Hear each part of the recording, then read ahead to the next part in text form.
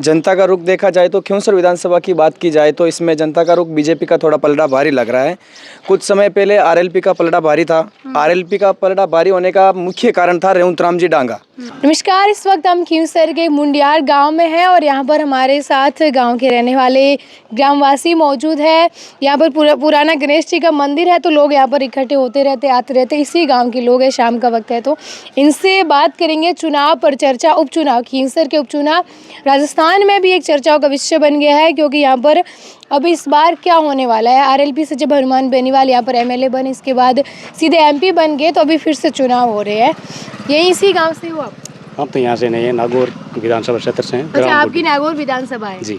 अच्छा, फिर चलो पड़ोसी तो है ही आपकी विधानसभा। क्या लगता है आपको यहाँ पर क्या हो सकता है इस बार? अब तो उपचुनाव हो रहे हैं, उपचुनाव में देखो बेनीवाल जी अगर कांग्रेस से गठबंधन करे तो कुछ प्रभाव पड़ सकता है। बाकी हमारे को तो रेवंत राम जी को अगर टिकट देवे फिलहाल तो वही लग रहा है।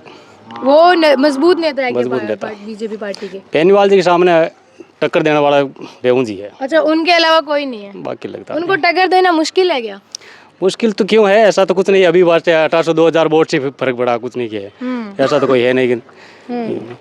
लेकिन थोड़ी बहुत टक्कर देने वाले मतलब कुल मिला के रेवंत जी है। अच्छा, वो है कि टक्कर दे सकते हैं। बताइए भैया, आपको क्या लगता है इस बार उपचुनाव में?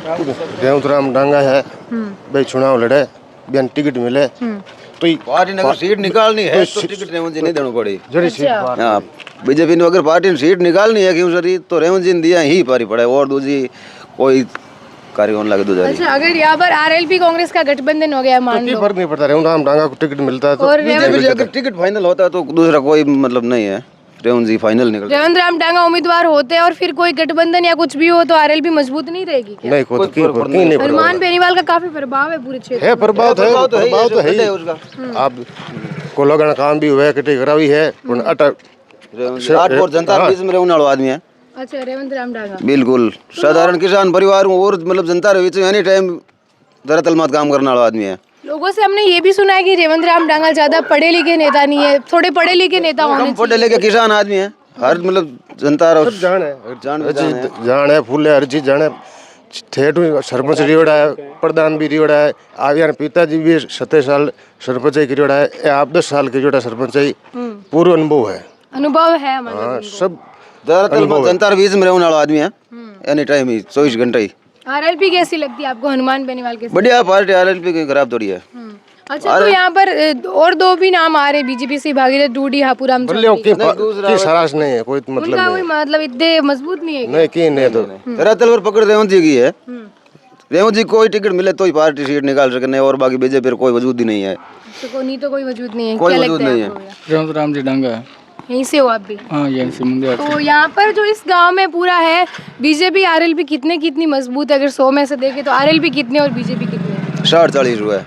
60-40 यहाँ पर। रेवंत जी टिकट देवे थे 60-40 हुआ है। 40 में दोनों रहे कांग्रेस आरएलपी, 60 में 80 और 20 है। तो अच्छा, 80% दोनों निकले हो, 40 में दोनों निकले कांग्रेस और आरएलपी। 80 बीजेपी और 20% अट कांग्रेस मिले कि बेनीवाल नहीं मिले। 20% बीजेपी यहाँ पर ज्यादा है। बीजेपी ज्यादा है अब की है। रेवंत जी टिकट मिले तो ही है बीजेपी, और बीजेपी कोई वजूद नहीं है। तो अगर उनको टिकट नहीं मिलते हैं तो वोटर्स एकदम उधर चले जाएंगे क्या? कोई बात अच्छा, मुख्य बात यह है कि रेवंत राम डांगा को पसंद करते हैं, उनके अलावा अगर कोई आया तो मतलब नहीं रहेगा। नहीं, मतलब नहीं है। अभी पिछले चुनाव में 2000 का फर्क रहा था।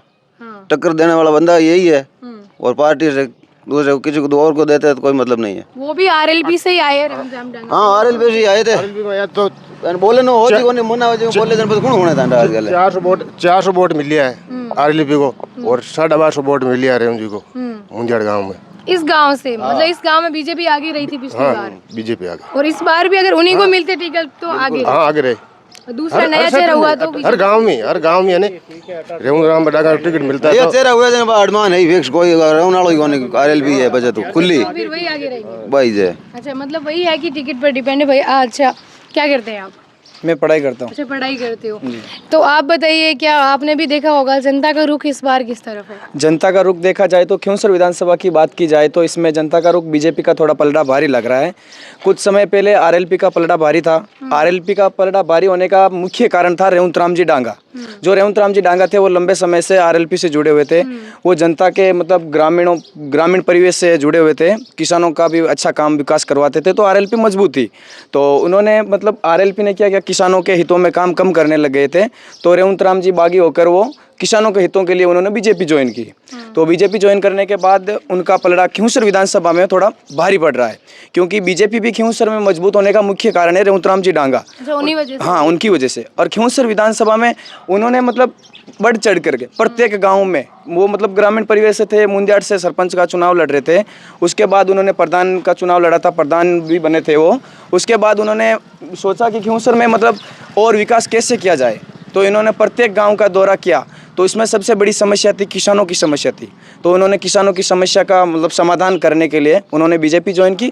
और फिलहाल खिंवसर में बीजेपी का पलड़ा मेरे को मजबूत किसानों के लिए तो हनुमान बेनीवाल भी, ये सब यहाँ की जनता नागौर की देगी तो कि किसानों की मसीहा है, वही मानते हाँ, किसानों के मसीहा है, पर रेवंत राम जी डांगा भी किसानों के मसीहा है। उन्होंने भी मतलब किसानों के हितों में अच्छे कार्य किए हैं।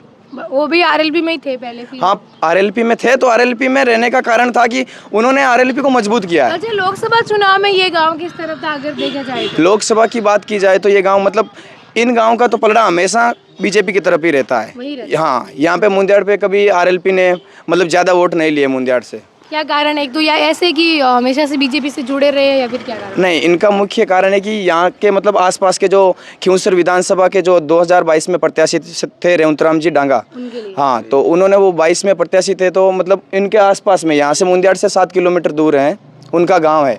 तो उनका पैतृक गांव है पालड़ी व्यासा, तो वो पालड़ी व्यासा से है, तो आसपास के गांवों में उन्होंने अच्छे कार्य किए हैं किसानों के हितों में। तो यहाँ के मतलब आसपास के जो भी लोग हैं उनसे जुड़े हुए हैं, तो इसलिए वो उन्हीं को चाहते हैं। हाँ, तो आसपास के लोग उन्हीं को चाहते हैं, इसलिए भी बीजेपी मजबूत है।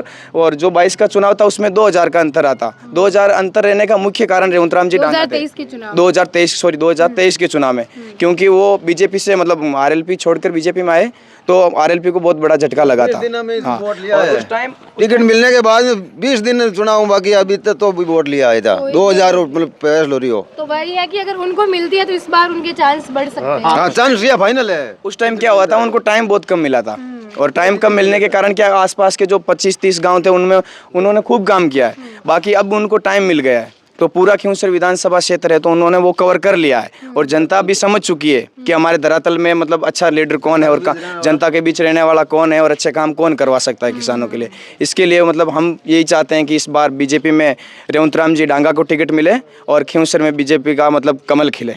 अच्छा, बिल्कुल। तो आपने देखा कि वही लोग हैं जो पिछली बार जब 2023 में उन्होंने अपने नेता को चुना था, जो बीजेपी के समर्थक थे, रेवंत राम डांगा को चुना, तो इस बार भी वो चाहते हैं कि वही कैंडिडेट फिर से हो, तो इनके लिए बेहतर रहेगा, क्योंकि वो एक तो यहाँ के और ये जो गांव है उनके गांव के पड़ोसी गांव है, तो इसलिए यहाँ की जनता का जो रुख है वो बीजेपी की तरफ है। और वही है कि स्ट्रॉन्ग कैंडिडेट रेवंत राम डांगा को मानते हैं, वरना यहाँ पर बीजेपी है वो कमज़ोर पड़ जाएगी अगर कैंडिडेट कोई अन्य रहा तो। धन्यवाद।